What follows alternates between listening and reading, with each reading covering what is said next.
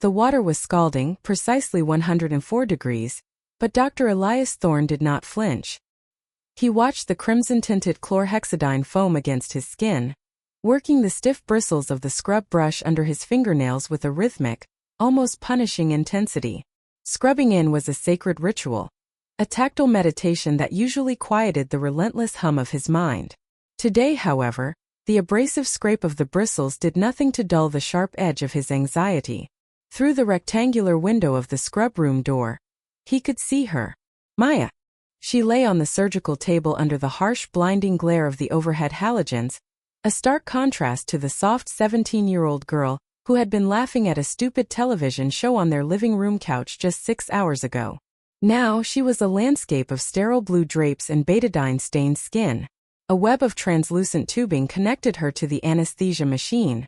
The rhythmic hiss and sigh of the ventilator the only proof she was still tethered to the waking world. Operating on family was a cardinal sin in medicine. It violated every unwritten rule of surgical objectivity. The tremor in a father's hand could sever an artery. The panic in a father's heart could cloud the split-second judgment required when the human body decided to rebel.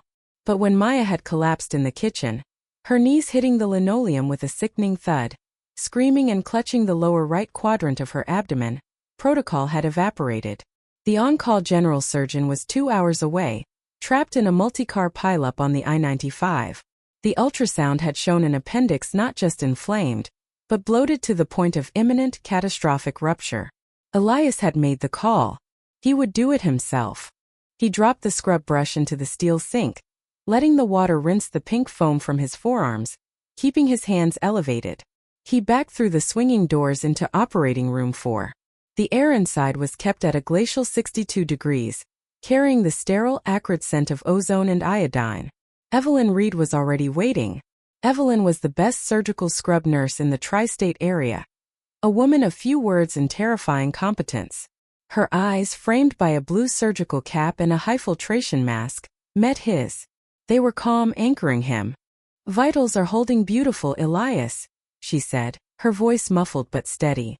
She held out the sterile towel. "Thank you, Evie," Elias murmured, drying his hands before thrusting them into the gown she held open for him. The snap of his latex gloves echoing in the quiet room sounded like a gunshot. He stepped up to the table. Maya's face was obscured by the sterile barrier, but he didn't need to see her to know the exact dusting of freckles across her nose. He forced the image of his daughter from his mind, replacing it with the cold, hard schematics of human anatomy. She was no longer Maya. She was a patient. She was a biological puzzle waiting to be solved. Before he could ask for the scalpel, a movement in his peripheral vision drew his eyes upward. Beyond the sloping glass of the surgical observation gallery, standing in the shadows, was Julian Vance. Elias's jaw tightened beneath his mask. Vance was the regional director for Vanguard Biotechnologies, the corporate monolith that had recently purchased the hospital network. Vance was not a doctor. He was a creature of boardrooms and profit margins, a man whose immaculate bespoke suits always seemed at odds with the messy, bleeding reality of healthcare. Elias had no idea why Vance was observing a routine, off-hours appendectomy, even one performed by the chief of surgery on his own daughter. Vance stood perfectly still, his hands clasped behind his back, his expression unreadable behind the glare of the glass. A chill that had nothing to do with the ambient temperature ghosted down Elias's spine. He pushed it away. "Focus. 10 blade," Elias commanded, extending his right hand. Evelyn slapped the heavy steel handle of the scalpel into his palm. Elias looked down at the exposed square of Maya's abdomen, painted the color of dried rust with antiseptic. He found McBurney's point, the exact anatomical landmark, 1/3 of the distance from the anterior superior iliac spine to the umbilicus. He didn't want to use the laparoscopic ports. Given the size of the inflammation seen on the imaging, he wanted a direct line of sight. He needed absolute control. He pressed the belly of the blade against the taut skin. "Making the incision," Elias stated for the surgical record. He drew the blade down in a smooth diagonal sweep. The skin parted effortlessly, a perfect bloodless trench revealing the yellow layer of subcutaneous fat beneath. "Bovie," he said. Evelyn took the scalpel and handed him the electrocautery pencil. The room filled with the sharp, metallic tang of burning tissue as Elias worked his way through the fascia and the abdominal muscle. A thin plume of gray smoke rose from the incision, quickly sucked away by the overhead ventilation. The rhythmic beep, beep, beep of the cardiac monitor was his metronome. With every layer he breached, the father receded, and the surgeon took over. He was in his element now, navigating the slick crimson geography of the human body. Retractors, Elias murmured. Evelyn slipped the curved metal instruments into the wound, pulling back the muscle walls to expose the peritoneum. Elias nicked the thin membrane, opening the abdominal cavity. "Let's find the culprit," he whispered, mostly to himself. He used forceps to gently move the loops of the cecum aside. And then he saw it. The appendix was a grotesque, swollen monstrosity. It was angry and mottled, colored in violent shades of bruised purple and necrotic black. But it wasn't just the sheer size of the infection that made Elias pause. It was the shape. A normal appendix, even a severely inflamed one, was a soft worm-like protrusion of tissue. This mass was suspiciously rigid at its base.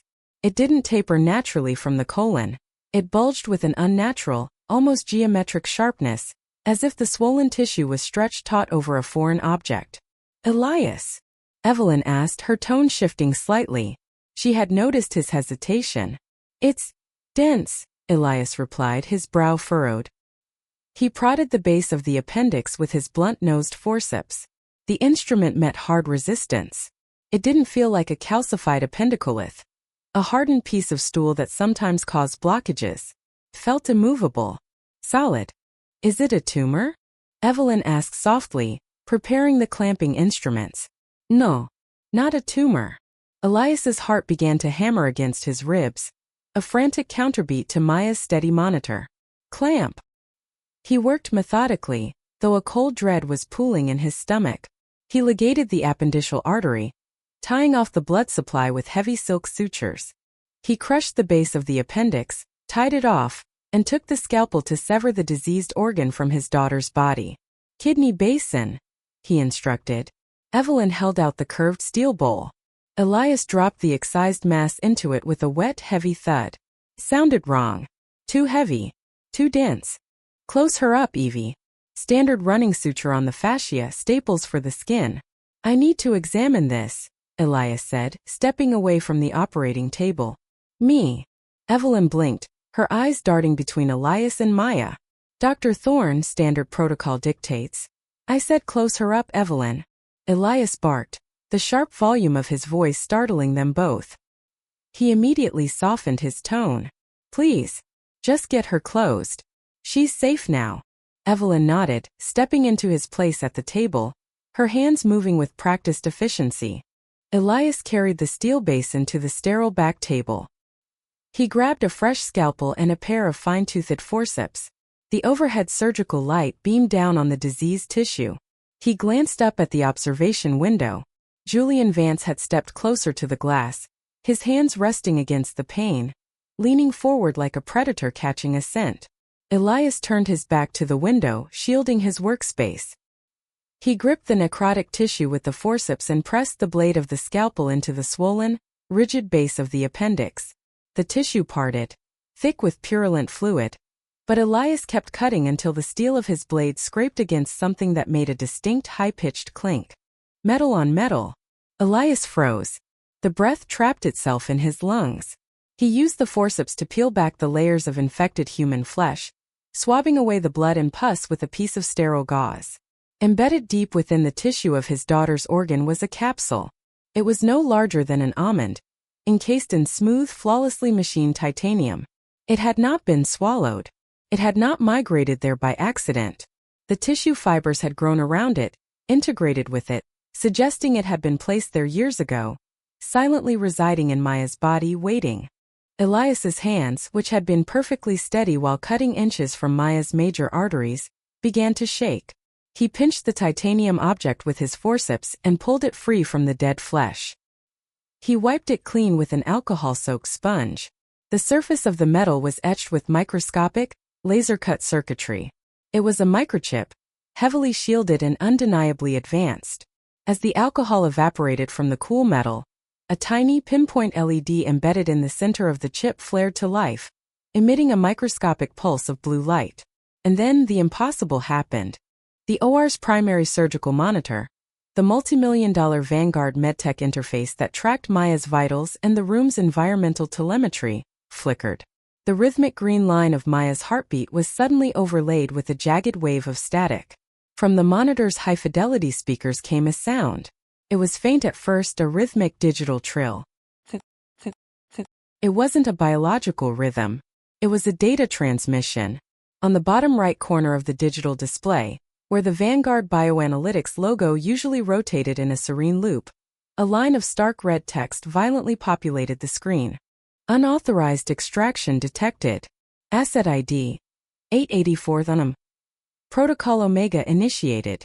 Elias stared at the screen, the titanium chip burning like a coal in the grip of his forceps.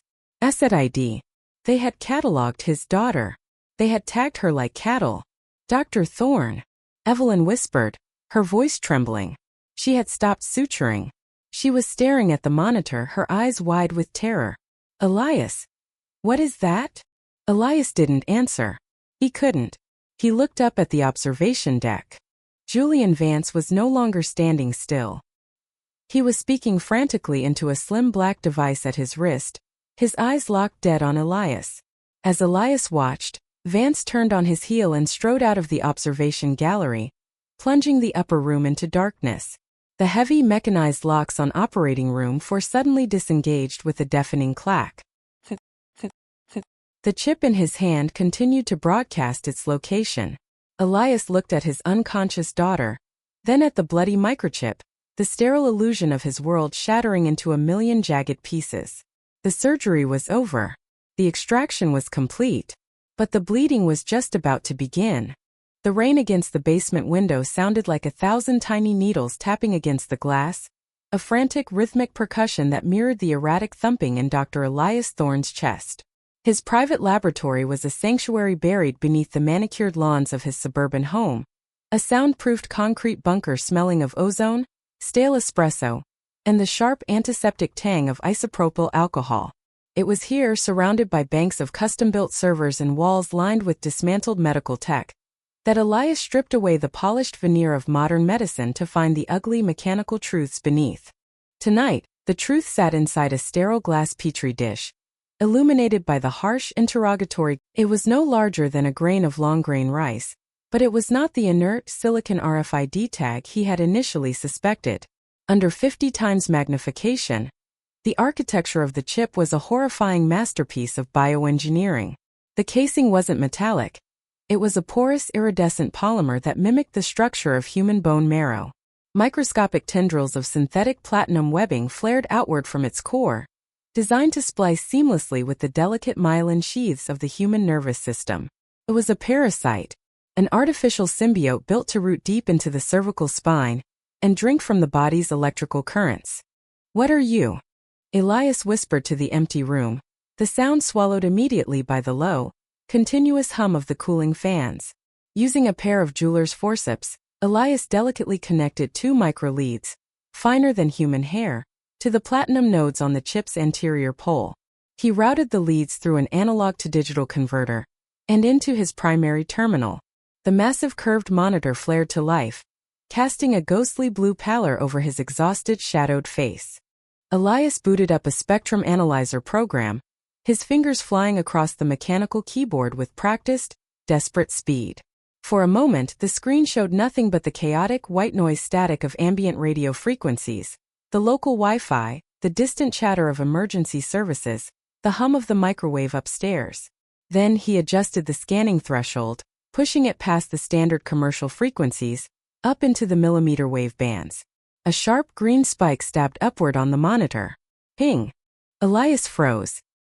He watched the waveform decay, then rise again exactly 1.2 seconds later. Ping! It wasn't a static beacon.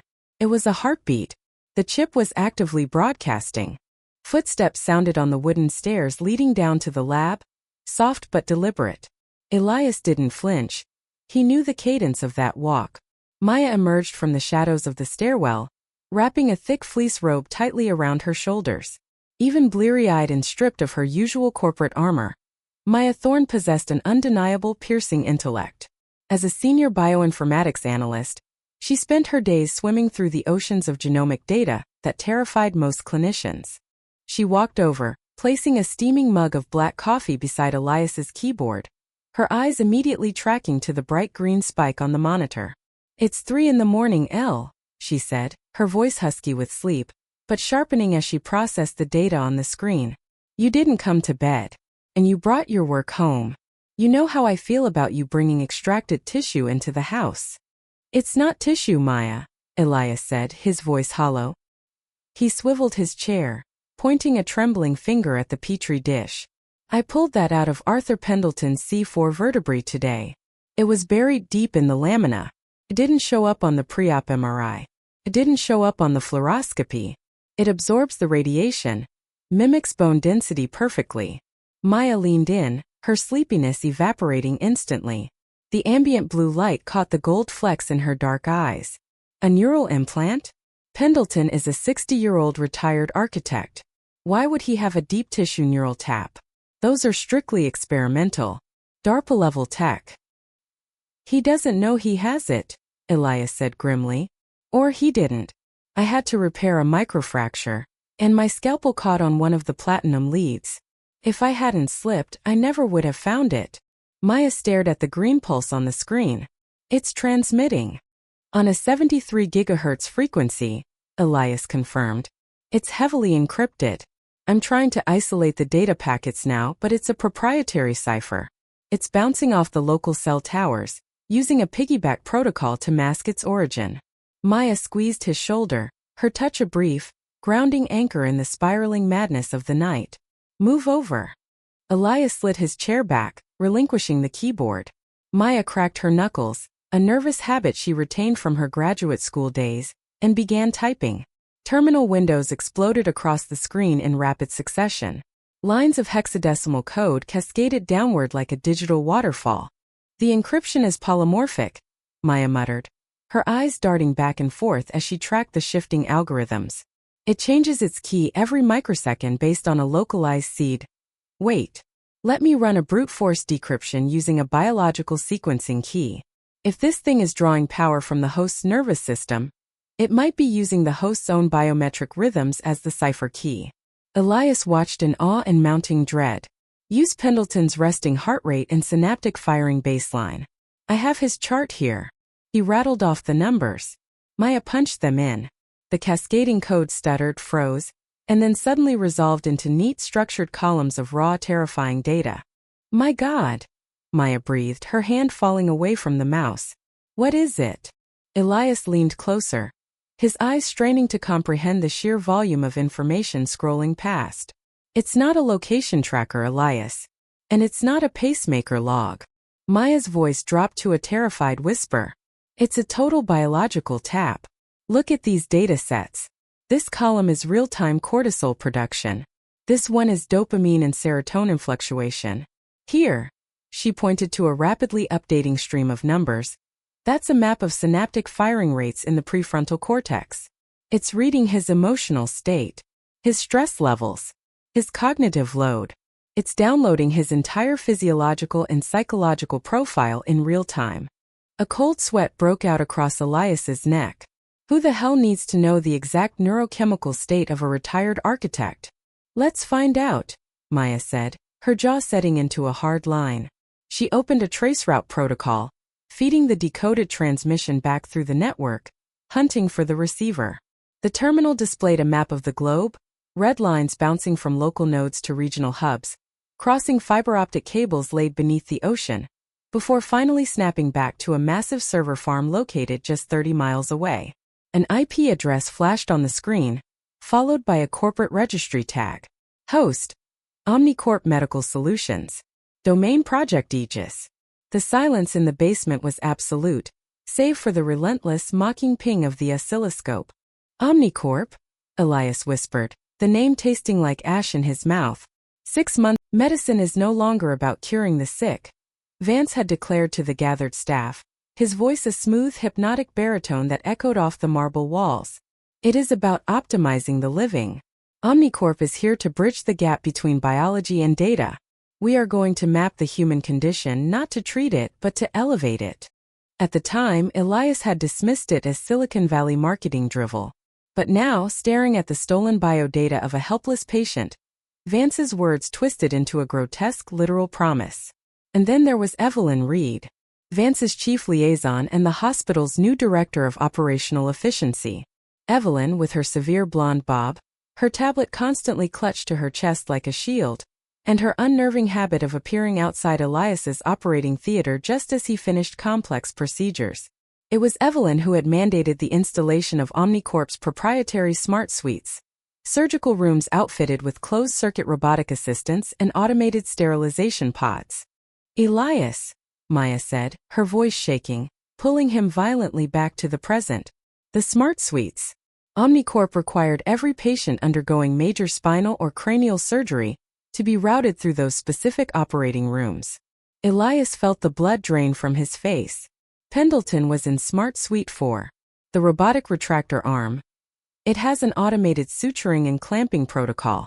It obscures the surgical field from the primary surgeon for exactly 40 seconds, while it calibrates the localized anesthetic. 40 seconds, Maya said. More than enough time for an automated arm to inject a microscopic implant into the cervical spine. They're not just observing, Elias realized, the horror expanding in his chest until he could barely draw breath. They are harvesting us. Every patient that goes under the knife in an Omnicorp hospital is being tagged, mined for biological data. Suddenly, the pitch of the oscilloscope shifted. It went from a steady rhythmic ping to a high-pitched frantic whine. The green waveform on the screen spiked violently, turning a furious jagged red. Maya gasped, her hands flying over the keyboard. The frequency just inverted. The chip isn't just transmitting anymore, Elias. It's receiving. Receiving what? A diagnostic ping. A handshake protocol. Maya's eyes were wide with panic. The Omnicorp servers just realized the chip is offline.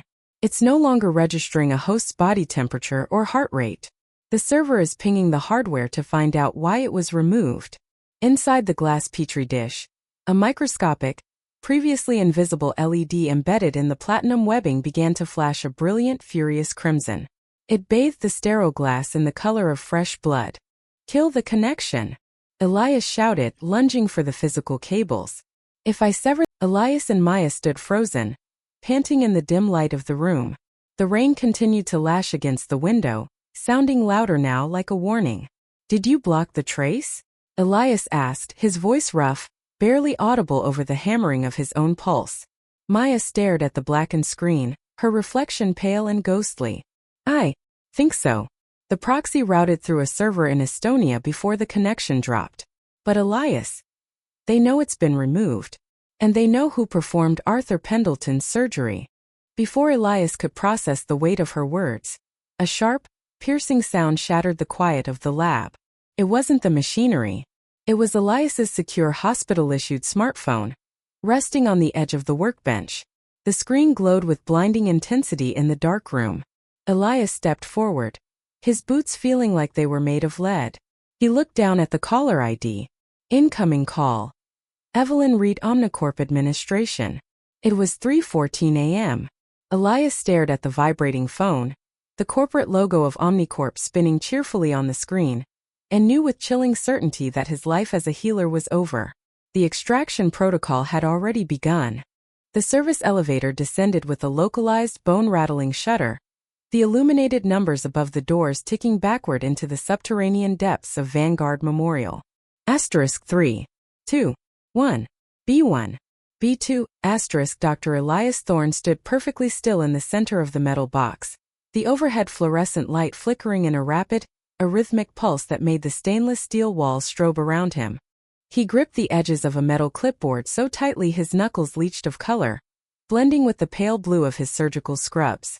Beneath the fabric, a cold lattice of sweat clung to his ribs. The hospital above him was a gleaming temple of modern medicine, all polished glass, hushed voices, and the quiet heroism of saving lives. Down here the facade bled away. *B3, B4. *. The elevator settled with a heavy pneumatic sigh. The doors parted. Elias. A voice crackled in his right ear as small as a gnat. Evelyn Reed's tone was clipped, stripped of its usual sardonic armor. The camera loop on sublevel 4 is active. You have exactly 12 minutes before the primary security server runs its diagnostic sweep and realizes it's being fed a pre-recorded ghost. Copy that, Evie, Elias whispered, stepping out into the corridor. If the upper floors smelled of lavender antiseptic and fresh linen, the subbasement smelled of oxidized copper, damp concrete, and the sharp chemical bite of industrial bleach. It was a sterile darkness, a place where the hospital buried its secrets beneath layers of concrete and plausible deniability. The hallway stretched out before him, a concrete tunnel lined with exposed pipes that hissed with pressurized steam. The lighting was sparse, pools of sickly yellow halogen spaced out every 40 feet. Elias moved swiftly, his rubber-soled shoes silent against the sealed epoxy floor. Every shadow felt like a snare. Every hum of the HVAC unit sounded like the low-frequency drone he had discovered emitting from the chip just 48 hours ago. The frequency. It still echoed in his skull, an insidious vibration that had shattered his reality. Julian Vance is still in the building, Evelyn warned through the earpiece, the static popping sharply. He badged into his penthouse suite 10 minutes ago, but his private elevator was just called to the ground floor. He's moving. Elias swallowed the knot of bile rising in his throat at the sound of the hospital director's name. Julian Vance. The man who had recruited Elias, who had dined at his home, who had poured a vintage Bordeaux into Maya's glass and smiled at her with those dead, obsidian eyes. "I'm at the door," Elias murmured. He stood before a heavy reinforced steel door marked *archives restricted access. Authorized personnel only. There was no keyhole, only a biometric scanner and a proximity reader. Digital files could be hacked, scrubbed, or fabricated. Evelyn had insisted that if Vance was running an off-the-books, illegal surgical trial, the baseline data, the physical consent forms, the raw telemetry, the hardware schematics would be kept offline. Hard copies. Paper didn't leave a digital footprint. Elias retrieved the cloned keycard Evelyn had synthesized from the stolen data packets. He held his breath and tapped it against the black plastic square of the reader. The light blinked red. A low negative buzz sounded. "Evie," Elias hissed, panic flaring like a struck match. "It's rejecting the card." Hold on. Her voice typed furiously in the background. "They must have updated the encryption keys at midnight. I'm pushing a brute force patch to your card via the NFC in your phone. Keep it close to the reader." Elias pressed his burner phone against the card, his heart hammering against his sternum like a trapped bird. The silence of the corridor was suddenly oppressive. A pipe clanked overhead, releasing a hiss of scalding vapor. Footsteps? No, just the echoes of the building settling. Green. The lock disengaged with a heavy, satisfying thunk. Elias yanked the heavy handle downward and threw his weight against the steel, slipping into the abyss of the archive room. He pulled the door shut behind him, the latch clicking securely into place. It was pitch black. He reached into his pocket and withdrew a small high-intensity penlight, clicking it on. The beam cut through the dark, illuminating a cavernous space filled with towering, high-density mobile shelving units. The metal tracks gleamed on the floor, stretching back into the gloom. The air in here was different, dry, cold, and thick with the smell of aging paper and static electricity. "I'm in," Elias said, his voice barely carrying over the ambient hum of the servers housed in a glass-walled cage at the far end of the room. "Look for a section designated as Special Projects or something similarly innocuous," Evelyn instructed. "Vance is arrogant, but he's methodical. It won't be labeled illegal neural implants." Elias moved down the center aisle, the beam of his flashlight sweeping over the placards affixed to the ends of the towering metal shelves. Oncology 2010-2015. Cardiothoracic mortality reports. Clinical trials pharma. He reached the back quadrant of the room. The shelves here were newer, the metal painted a matte, sterile white. The placard on the end of the aisle read, "Internal Initiatives Sub Rosa." "Sub Rosa," Elias whispered. "Under the rose." In secret.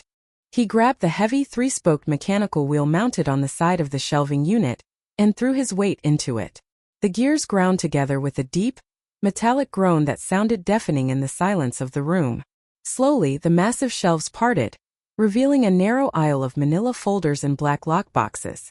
Elias stepped into the gap, his penlight darting across the labels. He was looking for the surgical logs, the extraction protocols, anything that explained the microscopic spider-like chip he had found embedded in the cervical spine of his patient in operating room 4. He found a row of heavy red binders on the third shelf down. The spine of the first binder read, Aegis Protocol Baseline Telemetry. Setting his flashlight between his teeth, Elias pulled the heavy binder down and rested it against his forearm. He flipped it open. To establish a secure, unbreachable network of compliance and loyalty among Tier 1 personnel through the covert application of subdermal neural tethering chips. Elias. Evelyn's voice prompted, sensing his silence. What are you looking at? Elias removed the flashlight from his mouth. It's a control mechanism, he breathed, his voice trembling. Evie, they aren't testing these chips to cure neurological disorders. They're using them as a leash. The chip interfaces with the host's central nervous system. It can monitor heart rate, cortisol levels, adrenaline. It acts as a real-time polygraph. And my God! What? It says here the chip possesses a dormant punitive function, a localized electrical discharge directed at the pain centers of the brain. They can trigger it remotely. Elias frantically flipped to the next section, titled Subject Ledger. He expected to see a list of vulnerable patients. The indigent, the forgotten, the people who slip through the cracks of the medical system. That was the usual target for Black Book medical trials. But the names on the ledger were entirely different. Subject 01, Margaret Vance. Subject 02, Thomas Reed. Subject 03, Elena Rostova. Elias stared at the names, his medical training failing to process the data. Thomas Reed. Evelyn's father?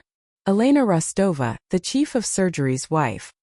He flipped the page, his breath coming in shallow, ragged gasps. The ledger continued, detailing the dates of implantation, the specific cover surgeries used to insert the devices, routine appendectomies, dental extractions, minor cosmetic procedures. Then, halfway down the third page, the beam of his flashlight locked onto a name that made his heart stop beating entirely. Subject 14, Maya Thorne. The world tilted on its axis. The sterile smell of the archive room vanished, replaced by the phantom scent of Maya's vanilla perfume, the memory of her head resting against his chest. Date of implantation, October 12, 6 months ago. The minor outpatient procedure she had undergone for a deviated septum. Vance had recommended the specialist. Vance had expedited the scheduling. Elias, your heart rate is spiking on my monitor. What's happening? Evelyn asked, her voice laced with genuine alarm.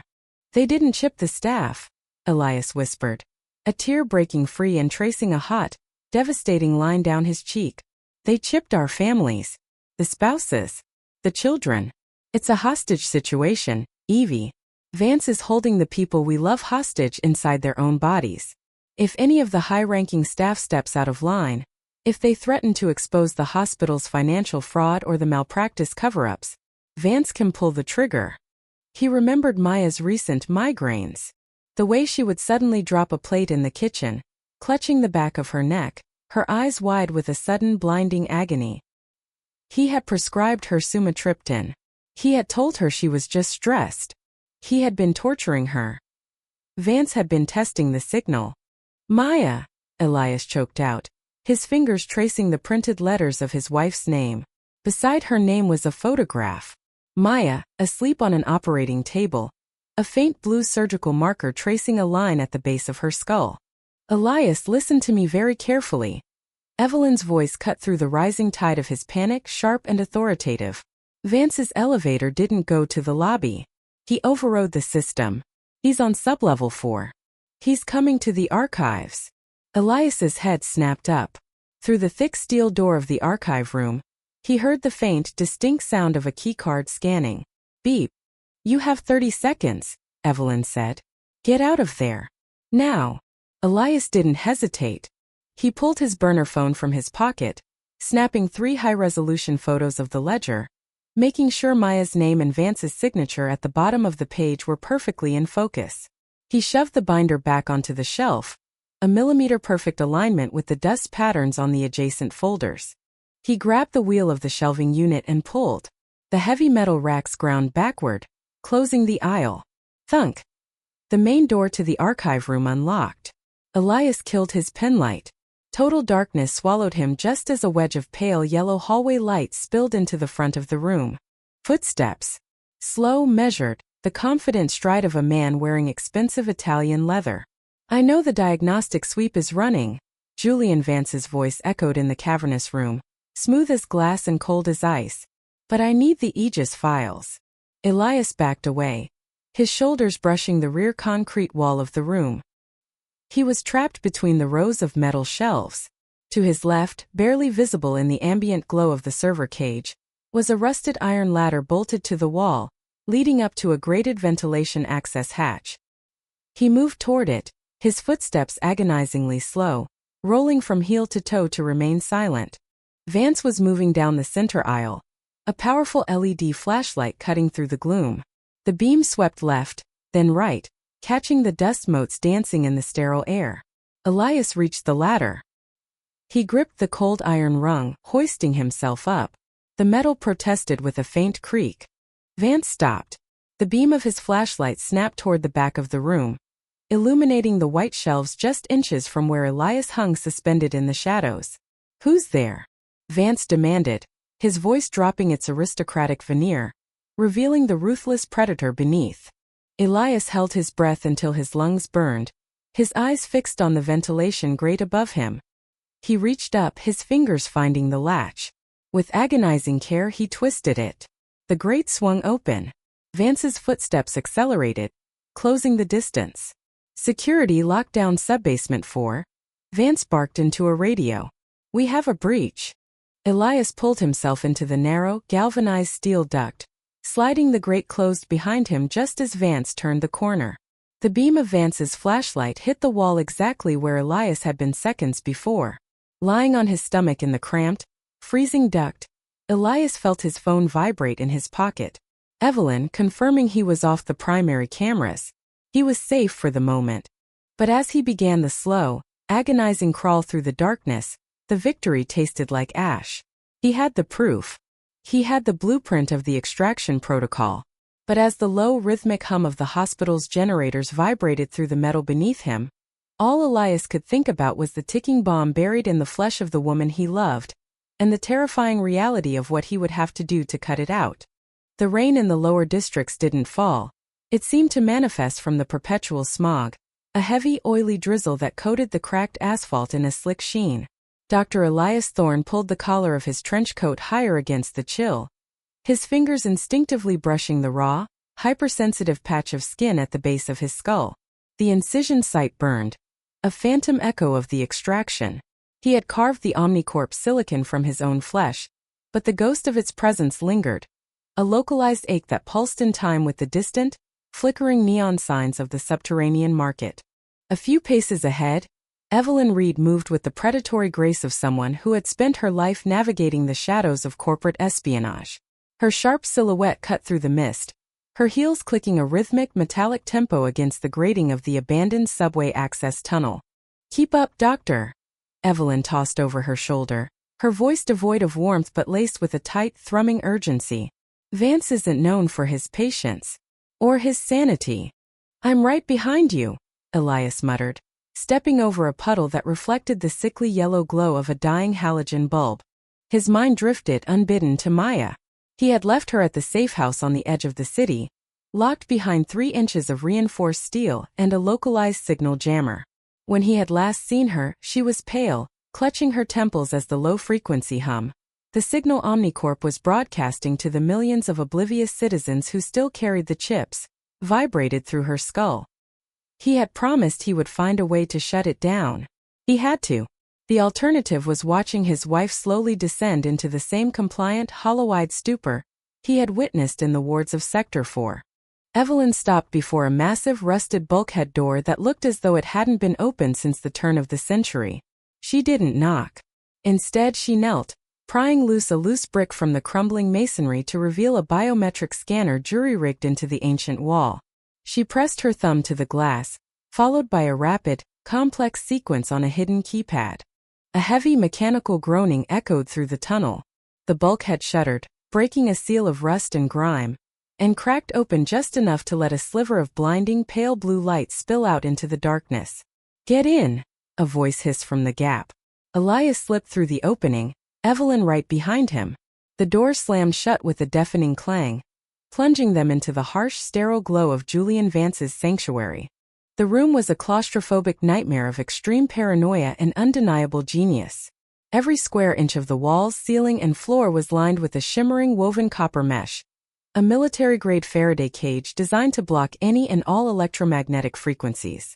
The air was stiflingly hot, smelling sharply of ozone, burnt rosin core solder, and stale black coffee.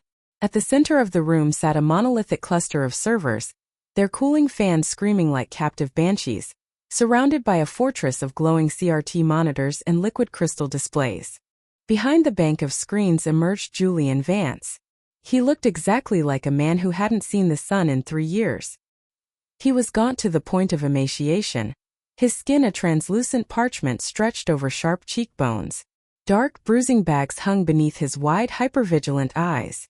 In his trembling right hand he held a customized, suppressed 9mm pistol, leveled directly at Elias's chest. "You brought a suit into my box, Evie?" Julian's voice was a frantic, gravelly whisper. "You know the rules. No suites. No corporate meet." He could be a beacon. He could be broadcasting right now. "Put the gun down, Julian," Evelyn said, her tone flat, utterly unimpressed by the weapon. "He's clean. He cut the bug out of his own neck yesterday. Show him Elias." Elias slowly raised his hands, turning his head to expose the angry, sutured wound at the base of his skull. The surgical glue was still fresh, the surrounding tissue swollen and violet. Julian leaned in, his eyes darting frantically between Elias's face and the wound. He sniffed the air, as if he could smell the betrayal, before slowly lowering the gun.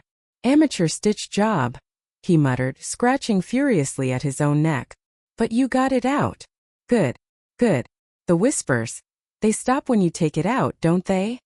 "They do," Elias said softly, lowering his hands. "But my wife still has hers. And millions of others do too.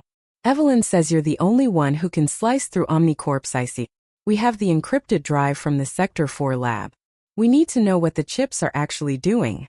Julian let out a manic, breathless laugh, tossing the pistol onto a desk cluttered with stripped motherboards and empty energy drink cans. "What they're doing? Oh, doctor, they're doing exactly what the architects designed them to do. They're making a perfect world. But fine. Let's see what you stole." Evelyn stepped forward, producing a sleek obsidian drive from her coat. It was the master ledger they had barely escaped with during the infiltration of the sterile shadows of Omnicorp's research wing. She handed it to Julian, who handled it with gloved hands, treating it like a live explosive. "Sit," Julian commanded, dropping into a worn leather chair that squeaked violently in protest. "Don't touch anything. Don't breathe on the screens." Elias and Evelyn stood behind him as Julian slotted the drive into an isolated, standalone terminal. His fingers hovered over his mechanical keyboard for a fraction of a second before descending in a blur of motion. The clacking of the keys sounded like heavy rain on a tin roof. Lines of code, glowing a harsh, radioactive green, began cascading down the central monitor. Julian's eyes tracked the data with terrifying speed, his pupils dilating. "Standard corporate encryption on the outer shell," Julian muttered, a bead of sweat tracing the curve of his jaw. "Child's play. Is the secondary layer the biometric lock? That's the real bastard. Omnicorp uses a polymorphic algorithm. It changes its key every 3 seconds based on a pseudo-random neural sequence. Can you break it?" Elias asked, his heart hammering against his ribs. "I don't break it," Julian scoffed, his fingers flying faster. "I mirror it. I feed the algorithm a synthetic neural loop, make it think it's talking to the CEO's own brainstem. Come on, you ugly corporate pig. Open up for me." The fans in the servers shifted pitch, whining higher and higher. The temperature in the copper-lined room seemed to spike 10 degrees. Elias wiped his brow, his eyes fixed on the screen. The tension in the room was a physical weight, pressing down on his chest. If Omnicorp detected the intrusion, they wouldn't send police. They would send the cleaners. Suddenly the cascading green code halted. The screen flashed violently, turning a stark, blinding white. A logo materialized, the sleek, minimalist infinity loop of Omnicorp, before dissolving into a sprawling, intricate directory tree. "We're in," Julian breathed, his hands dropping from the keyboard. He looked at Evelyn, a triumphant but terrified gleam in his eye. "We are in the belly of the beast. Directory access. Project Synapse. Open the core directive files," Evelyn ordered, leaning over his shoulder. Julian clicked through the nested folders. The clinical sterility of the interface stood in sharp contrast to the horrors Elias knew lay hidden within the data. File names scrolled past. Subject tolerance limits, neural degradation rates, frequency calibration. Julian opened a master document titled Executive Summary. The Override Protocol. The text filled the screen. Elias leaned in, his breath catching in his throat as he read the cold, sociopathic words of Omnicorp's chief architects. It wasn't just a tracking device. It wasn't merely for biometric monitoring or targeted advertising, as the public had been told. The Synapse implant, Elias read aloud, his voice trembling, functions as a bidirectional neurochemical gateway. Upon receipt of the localized delta frequency, the implant stimulates the amygdala and prefrontal cortex, synthesizing peptides that suppress aggression, critical thought, and individual autonomy. "They're chemically castrating free will," Evelyn whispered, her usual icy composure cracking. Julian swallowed hard, clicking to the next page. "It gets worse. Look at Phase 3. Elias's eyes scanned the text. Phase 3, the hive motive. By synchronizing the chip frequencies across a designated urban population center, localized subjects can be rendered highly susceptible to external, centralized commands. In the event of civil unrest, economic collapse, or corporate mandate, the host populace can be seamlessly transitioned into a compliant, synchronized workforce." "My God," Elias breathed, stumbling back a step. The horror of it washed over him like ice water. They weren't just pacifying the population, they were preparing to pilot them. They were building a remote-controlled society. And Maya, his brilliant, beautiful Maya, was tethered to that system. At any moment, an executive sitting in a glass tower could flip a switch, and the woman he loved would be erased, replaced by a hollow drone awaiting orders. "Look at the deployment schedule," Julian said, his voice dropping an octave. He pointed a trembling, stained finger at a glowing chart on the right side monitor. "They've been beta testing it in Sector 4. That's why everyone there acts like lobotomized cattle. But the citywide rollout, the global frequency synchronization." Julian looked up, his eyes locking onto Elias's. "It goes live in 48 hours. Silence fell over the room, save for the relentless screaming of the cooling fans. 48 hours. 2 days until millions of minds were quietly, violently overwritten by lines of corporate code. Suddenly, the white glow of the screens inverted, snapping to a violent blood-red hue. A sharp, piercing alarm blared through the terminal speakers. Julian shrieked, violently pushing his chair back. "Tracer!" Julian screamed, diving toward a heavy red lever mounted on the wall. They found the mirror. The polymorphic key, it was a trap, a dead man's switch. "Cut the power!" Evelyn yelled, drawing a sleek firearm from her holster and spinning toward the heavy bulkhead door. Before Julian could pull the lever, Elias felt it. It hit him not as a sound but as a physical blow to the center of his brain. A localized, deafening whine, the frequency. Even without the chip, the residual damage in his neural pathways resonated with the signal pulsing from the hijacked terminal. Elias dropped to his knees, clapping his hands over his ears, a scream tearing from his throat. The copper walls of the Faraday cage seemed to vibrate, humming with the sheer power of the signal Omnicorp was blasting down the connection. "Burn the drives. Burn everything." Julian was shrieking, grabbing a canister of thermite paste from his desk. "We have to go, Elias." Evelyn grabbed him by the collar of his trench coat, her immense strength hauling him to his feet. Her eyes were wild. "They know where we are. The cleaners are coming." Elias staggered, his vision blurring with tears of pain. He looked at the red screens, the countdown to Phase 3 burning itself into his retinas. 48 hours. As Julian smashed the thermite trigger, engulfing the servers in a blinding white-hot inferno that instantly devoured the evidence. Evelyn dragged Elias toward the heavy steel door. They had the truth, but the truth was a death sentence. And as they plunged back into the dark, rain-slicked tunnels of the Undercity, Elias knew that hiding was no longer an option. They had to burn Omnicorp to the ground. The espresso was bitter. A single, perfect shot pulled from the imported Italian machine nestled in the corner of Administrator Evelyn Reed's penthouse office. She stood before the floor-to-ceiling smart glass window, the warm porcelain of the cup resting against her manicured fingers. Beneath her, the sprawling campus of the Prometheus Medical Institute glowed in the pre-dawn darkness, a beacon of cutting-edge healing. To the world, Prometheus was a sanctuary. To Evelyn, it was a finely tuned machine, a bioreactor of corporate assets and patented genetics. A soft, melodic chime broke the silence of her office. Asterisk unauthorized access. Sublevel 4. Mainframe Sector B. Asterisk. Evelyn tapped the glass, her reflection ghosting over the scrolling lines of code. Someone had bypassed the biometric firewalls. Someone had downloaded the extraction protocol.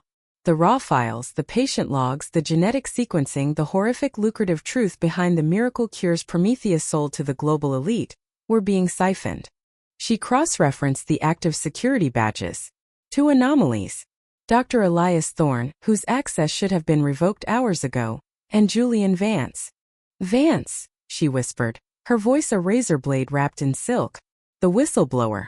The cowardly little systems architect who had suddenly grown a conscience.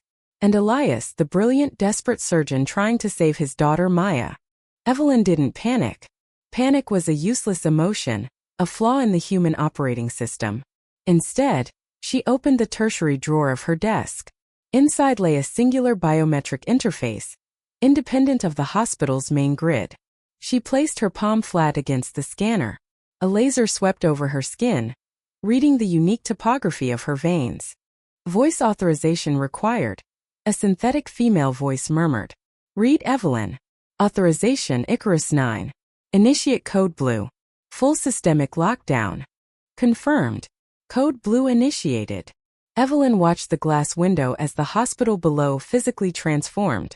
Across the sprawling complex, the soft, amber illumination of the healing ward snapped off, instantly replaced by the harsh, strobing cerulean glare of emergency lighting. The building was bleeding blue. Graves, Evelyn said, tapping her earpiece to connect to the head of corporate security. Administrator, came the gruff, static-laced reply. The infection has spread to sublevel 4. Dr. Thorne and Mr. Vance have the drive. They are attempting to reach the Artemis wing. They are trying to get the girl.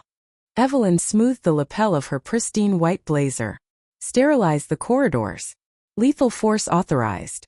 Do not let them reach Maya Thorne. 300 feet below, in the subterranean labyrinth of Prometheus Medical, the air pressure suddenly dropped. Dr. Elias Thorne felt it in his inner ear before he saw the lights change. The comforting hum of the hospital's massive HVAC system groaned, then reversed, sealing off the ventilation shafts to prevent chemical or biological transit. Overhead, the fluorescent tubes flickered and died, plunging the corridor into darkness for a terrifying second before the emergency strobes kicked in. WMWMW. A dual-tone alarm began to pulse through the sterile hallways, vibrating in Elias's teeth. Attention all personnel. A mechanized voice echoed from the piece speakers, devoid of any bedside manner. Code Blue. Sector 4. Code Blue. Sector 4. Oh God. Julian Vance gasped, stumbling against the pale green cinderblock wall. The young tech was trembling, clutching a heavy silver solid-state drive to his chest like a shield. He was sweating profusely, his glasses fogged in the humid basement air. It's not a cardiac arrest, Elias. They know. She knows. Keep moving, Julian, Elias ordered, his voice remarkably steady despite the adrenaline spiking in his bloodstream. For 15 years, Elias had been a cardiothoracic surgeon. He was accustomed to the alarms, the blood, the sudden violent plummet of a patient crashing on the operating table. Now the patient was the hospital itself and its immune system was coming to kill them. You don't understand, Julian hissed, his eyes darting wildly at the shadows stretching down the corridor. Code Blue isn't a medical emergency here. It's the Vanguard. Evelyn's private security. They're locking down the blast doors. We're trapped. No, Elias said, grabbing Julian by the shoulder and hauling him forward.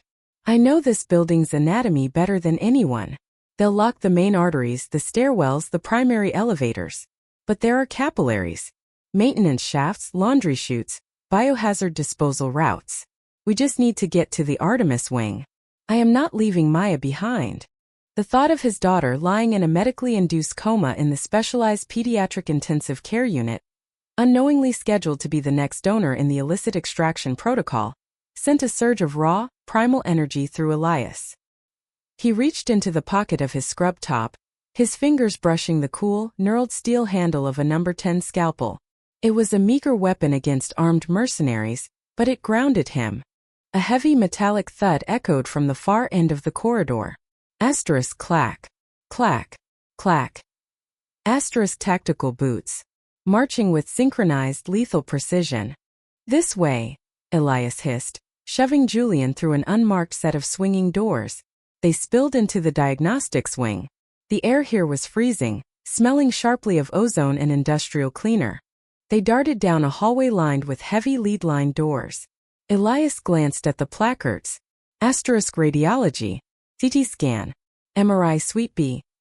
Asterisk at the end of the hall, a massive steel fire door began to slide down from the ceiling, groaning on hydraulic tracks.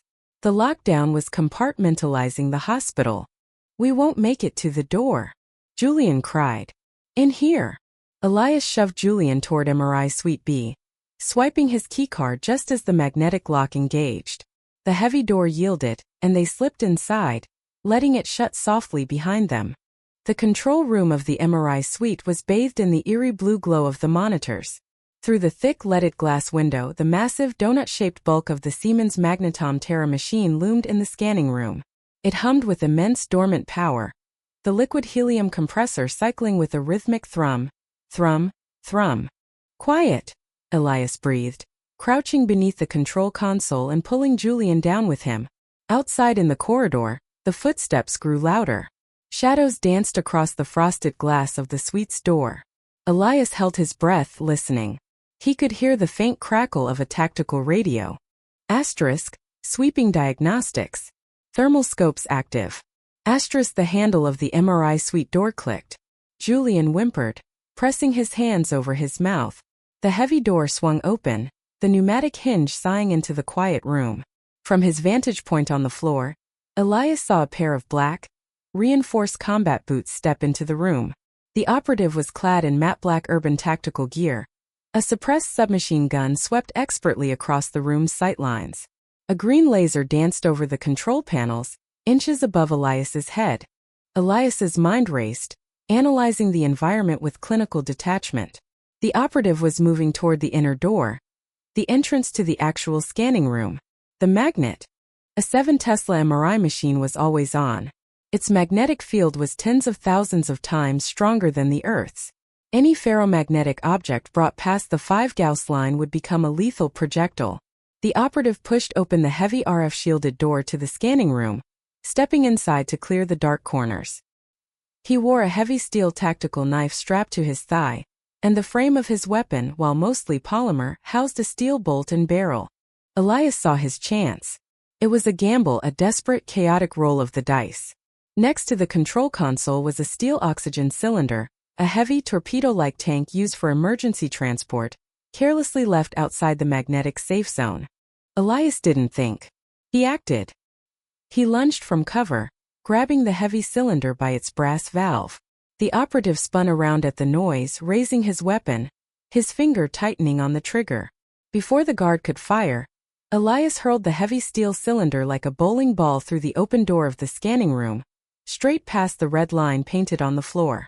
The physics were instantaneous and terrifying. As soon as the cylinder crossed the threshold, the invisible godlike grip of the 7 Tesla magnet seized it. The tank didn't just roll. It accelerated with explosive force, flying through the air toward the center of the machine. The operative, caught squarely in the path of the magnetic vortex, was hit first. The invisible force latched onto his steel combat knife, the barrel of his gun, and the reinforced plates in his vest. With a horrifying metallic clang, The operative was violently yanked off his feet, dragged through the air, and slammed against the pristine white bore of the MRI machine. The oxygen cylinder followed a microsecond later, smashing into the operative's armored back with bone-crunching force, pinning him immovably against the machine.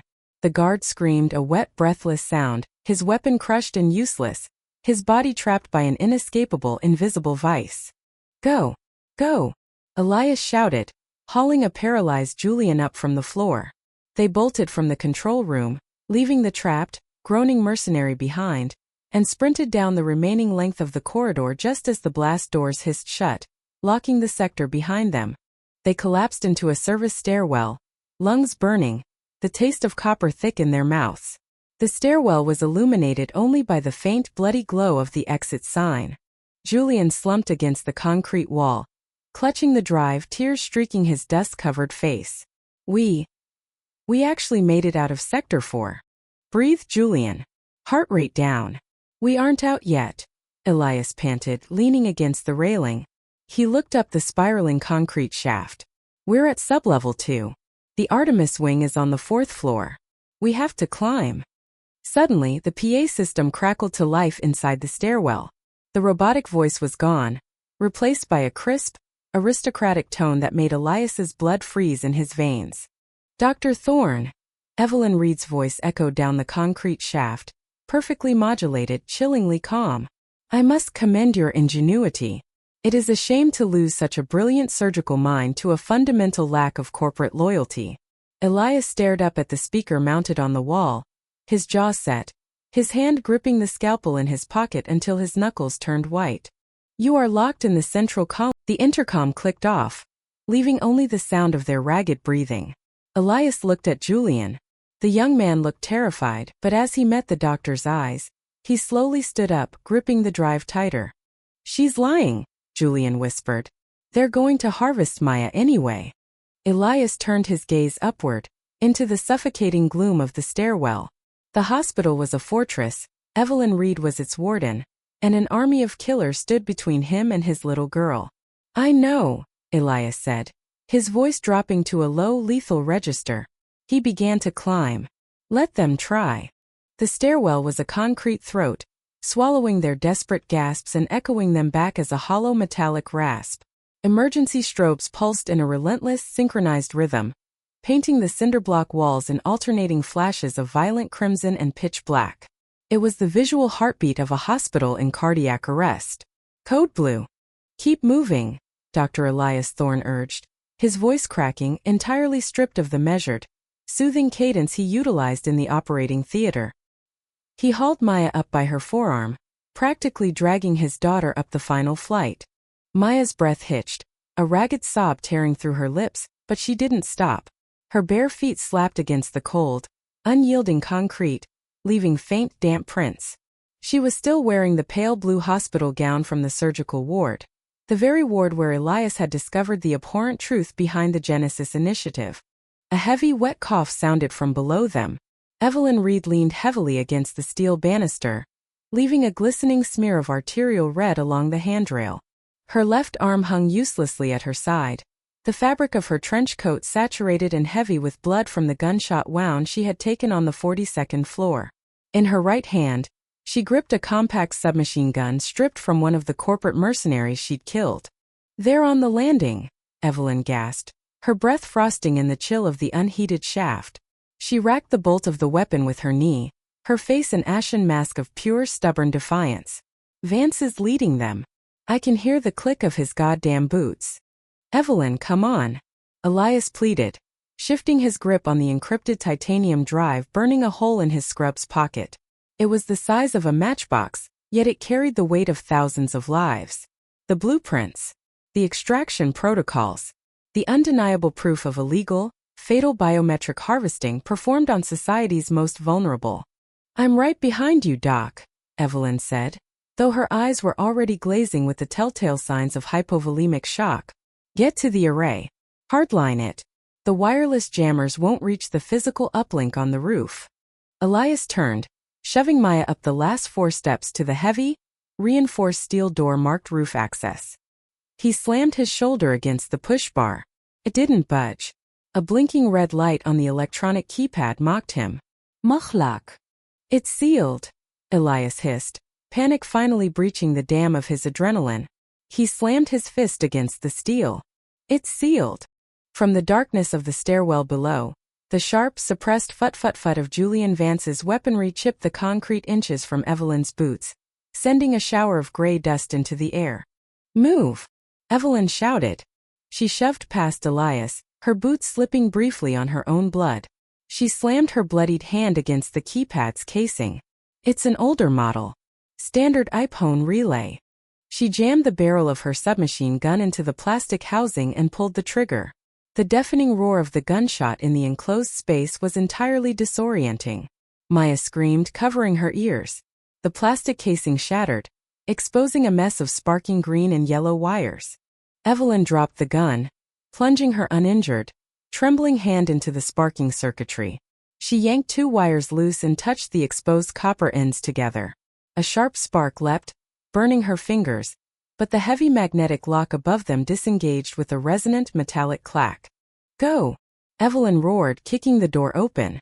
The elements hit them like a physical blow. A brutal nor'easter was raging across the Manhattan skyline, driving sheets of freezing rain horizontal. The wind howled, a deafening roar that instantly drowned out the alarms of the stairwell. The hospital roof was a sprawling flat expanse of black tar, crisscrossed by massive, humming HVAC units and slick steel grating. At the far end, the terminal. Elias shouted over the gale, pointing through the deluge. He grabbed Maya's hand and ran. The rain instantly soaked through his thin scrubs, chilling him to the bone. Every step on the slick tar was treacherous. Behind them, Evelyn stumbled through the doorway, turning back to face the stairwell. She didn't follow them out.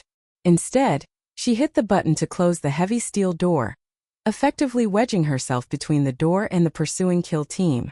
Evelyn! Maya shrieked, looking back. Keep going. Evelyn's voice was swallowed by the storm as the steel door slammed shut, locking Elias and Maya out in the tempest. Elias didn't stop. He couldn't. He dragged Maya toward the array, sliding behind the massive metal housing of the terminal. His hands, insured for millions, renowned for suturing microscopic nerves, were shaking so violently, he could barely pry open the weatherproof latch of the server box. Dad, she's locked inside. Maya cried, rain plastering her dark hair to her face, her teeth chattering uncontrollably. She's buying us time, Elias said, his voice breaking. Hold the panel open. Maya gripped the heavy steel lid, struggling against the wind as Elias peered into the terminal. Rows of blinking green lights illuminated the dark interior. He found the USB port, a standard interface hidden among the tangle of fiber optic cables. He pulled the titanium drive from his pocket. It slipped in his wet fingers, dropping onto the grating. No, no, no, he muttered, dropping to his knees. He scrambled for it, his fingers brushing the cold metal. He snatched it up, blowing the water from the connector, and jammed it into the port. The terminal screen above the port flared to life. A command prompt appeared. Elias's fingers flew across the waterproof keyboard. Access. Root. Override. Years of watching the hospital's IT department calibrate the surgical feeds had taught him enough. He initiated the uplink protocol. A progress bar materialized on the small screen, glowing an eerie radioactive green in the storm. Establishing connection to secure FBI server. 0% come on, Elias prayed, water streaming down his face, blurring his vision. 12%. 24%. A deafening explosion rocked the roof. Elias flinched, instinctively throwing himself over Maya.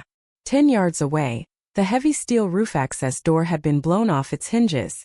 It soared through the air, crashing violently into an exhaust vent. Through the smoke and driving rain stepped Julian Vance. He looked entirely out of place in the chaos. Vance wore a bespoke, charcoal-gray tactical suit that seemed to repel the rain. His posture was immaculate, devoid of the frantic energy that consumed Elias. In his right hand, he held a suppressed HKMP7. In his left, he dragged the limp, bleeding form of Evelyn Reed. Vance tossed Evelyn onto the wet tar like a discarded rag. She didn't move. Evelyn! Maya screamed, trying to run toward her, but Elias caught her waist, pinning her behind the terminal. It's over, Dr. Thorne, Vance called out. His voice carried an unnatural, terrifying calm, amplified by a small megaphone clipped to his vest. You fought admirably, but the protocol is absolute. Step away from the console. Elias glanced at the screen. 48%. 55%. You're too late, Vance. Elias shouted back, his voice tearing his throat. It's already uploading.